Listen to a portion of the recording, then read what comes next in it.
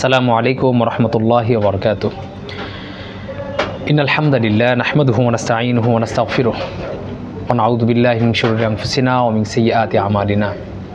মান ইয়াহদিহিল্লাহু ফালা মুদিল্লা লাহু ওয়া মান ইউদ্লিলহু ফালা হাদিয়া লাহু। ওয়া আশহাদু আন লা ইলাহা ইল্লাল্লাহ ওয়া আশহাদু আন্না মুহাম্মাদান আবদুহু ওয়া রাসূলুহু।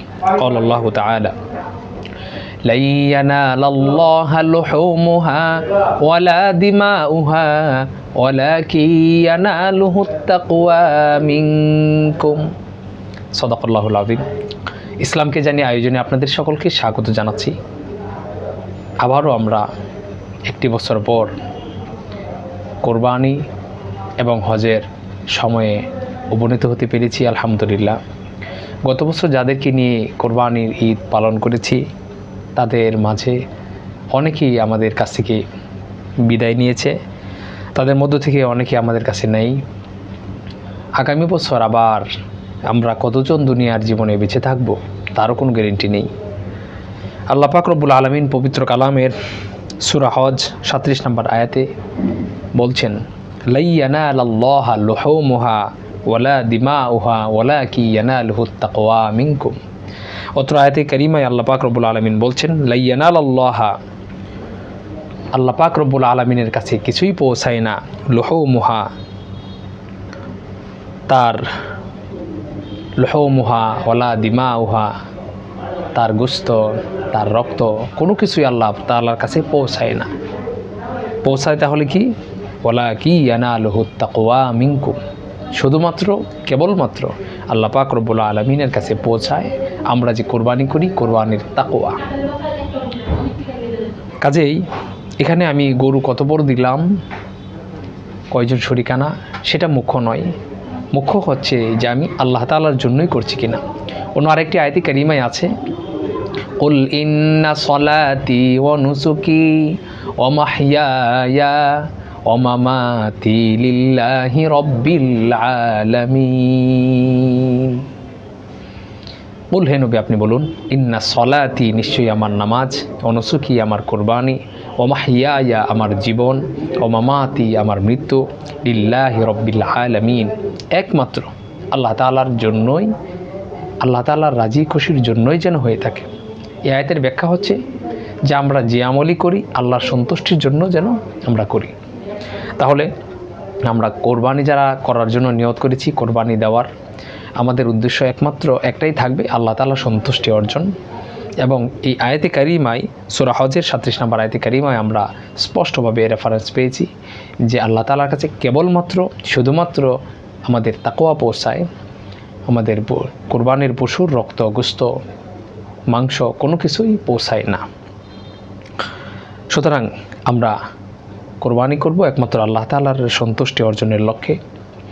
আরেকটি বিষয় যেটি, সেটা হচ্ছে যে হজ সম্পর্কে যে বিষয়, যেমন সূরা বাকারায় 157 নম্বর আয়াতে কারিমায় বলা হয়েছে, আল হাজ্জু আশহুরুম মা'লুমাত ফামান ফারাদা ফীহিন্নাল হাজ্জ ফালা রাফাথা ওয়ালা ফুসুক ওয়ালা জিদালা ফিল হজ।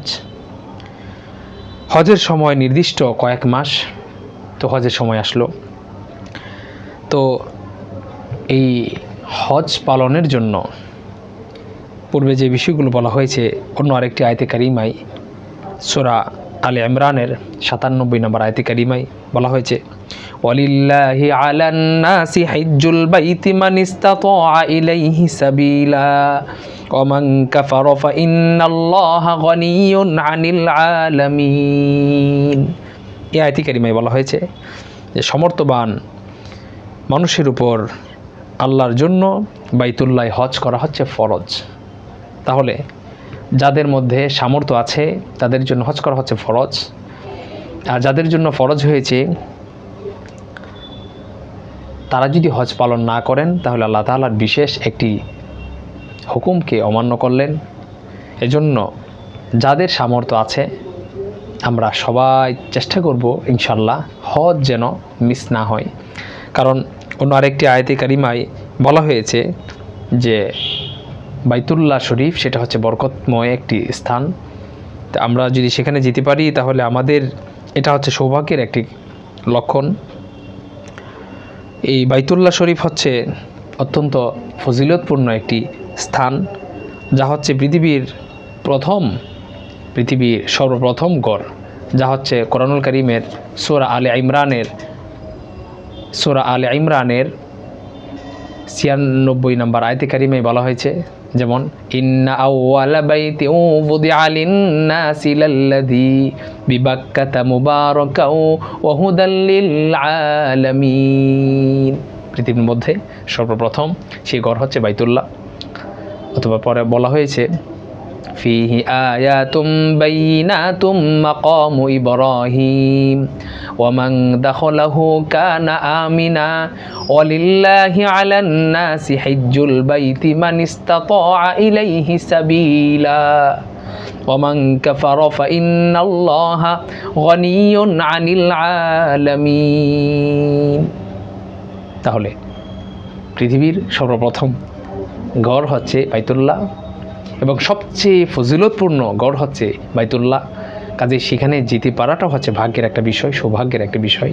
সেই জন্য আমাদের যাদের সামর্থ্য আছে আমরা এই হজ ইনশাল্লাহ করব। এবছর আমাদের যাদের মিস হয়েছে আমরা চেষ্টা করব আগামী বছর ইনশাল্লাহ আল্লাহ তাআলা যদি হায়াত দান করেন তাহলে যেন কোনো অবস্থাতেই মিস না হয়, আমরা যেন হজটা পালন করতে পারি। এবং কোরবানি করা সেটা হচ্ছে আরেকটি গুরুত্বপূর্ণ ইবাদত। সেই কোরবানিটাও যেন আমরা সেই বাইতুল্লাহ গিয়ে করতে পারি, সেই রকম একটি তামান্না আমরা মনের মধ্যে রাখব। বিশেষ করে এটার যে ইতিহাস সংক্ষিপ্ত আকারে, আসলে ইতিহাস আপনি যদি চিন্তা করে দেখেন তাহলে আল্লাহ পাক রব্বুল আলামিন নবীকে কি কঠিনতম পরীক্ষায় তিনি পৌঁছেছিলেন। সেই কঠিনতম পরীক্ষা 96 বয়সে একটি সন্তান পেল। যার সন্তান নেই তিনি বুঝেন যে সন্তানের কত মায়া, সন্তানের কত প্রয়োজন, সন্তানের কত ভালোবাসা ইত্যাদি। তাহলে আল্লাহ পাক রব্বুল আলামিন এমন সময় দিলেন যে সময়টাতে সন্তান হওয়ার কথা না। আল্লাহ পাক রব্বুল আলামিন 96 বছর বয়সে, কারো কারো মতে 90 বছর বয়সে সন্তান আল্লাহ পাক রব্বুল আলামিন দান করলেন।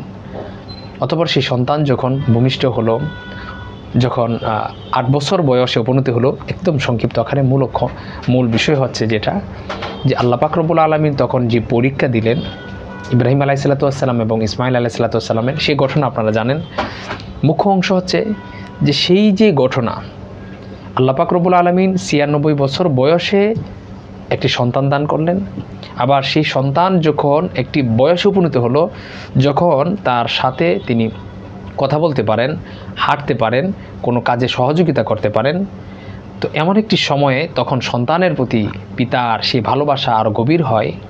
এমন সময় আল্লাহ পাক রব্বুল আলামিন আরও কঠিন একটি পরীক্ষার সম্মুখীন তিনি করলেন। স্বপ্নে দেখালেন যে সবচেয়ে প্রিয় জিনিস সেটাকে আল্লাহ রাস্তায় কোরবানি করার জন্য এক এক করে 3 বার মাথায় তিনি বুঝতে পারলেন যে নিজের সন্তানকে কোরবানি করার নির্দেশনা আসছে।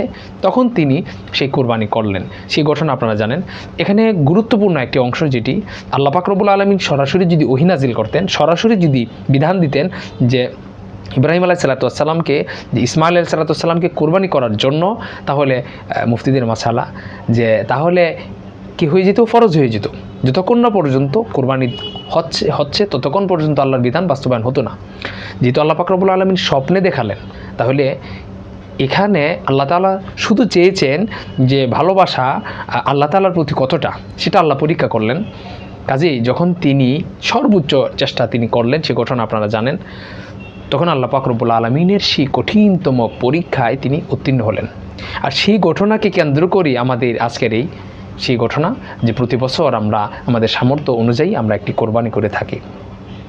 এই ঘটনাটি হচ্ছে যখন সাহাবায়ে কেরাম যখন প্রশ্ন করলেন, ইয়া রাসূলুল্লাহ, যে আমরা যে কোরবানি করি সেই কোরবানিটা আসলে কি, তখন তিনি বললেন মিল্লাত আবিকুম ইব্রাহিম আলাইহিসসালাতু ওয়াসসালামের সেই সুন্নাহ। কাজেই অত্যন্ত গুরুত্বপূর্ণ একটি বিষয়। আমরা যে কোরবানি করি, কোরবানির মধ্যে সেই পশুর মধ্যে যতগুলো রুম্বা আছে প্রত্যেকটি রুম্বার জন্য আপনি আলাদা আলাদা, অর্থাৎ জয়টা রুম্বা আছে অতটাই সবের অধিকারী আপনি হলেন। ভালো ভাবা যায় একটি কোরবানির পশুর মধ্যে, একটি গরুর মধ্যে, গাভীর মধ্যে কত পরিমাণের লোম থাকে, সেই প্রত্যেকটার জন্য যদি আপনি এক করে যদি সওয়াব পান তাহলে কত পরিমাণের সওয়াব। তাহলে আল্লাহ পাক রব্বুল আলামিন আমাদের এখানে রেখেছেন অনেক নিদর্শন। এখানে তাকওয়ার একটি গুরুত্বপূর্ণ বিষয়, সেই গঠনগুলো আপনারা জানেন, সেই জন্য উদ্ধৃতি টানছি না। তাহলে আল্লাহ পাক রব্বুল আলামিনের সন্তুষ্টির জন্যই যেন আমরা সেই কোরবানিটাও দিয়ে থাকি। আমরা সামর্থ্য অনুযায়ী সমর্থ থাকলে আমরা যেন হজ পালন করি। আল্লাহ তাআলা যেন আমাদের সকলকে সেই তৌফিক দান করেন, আমিন।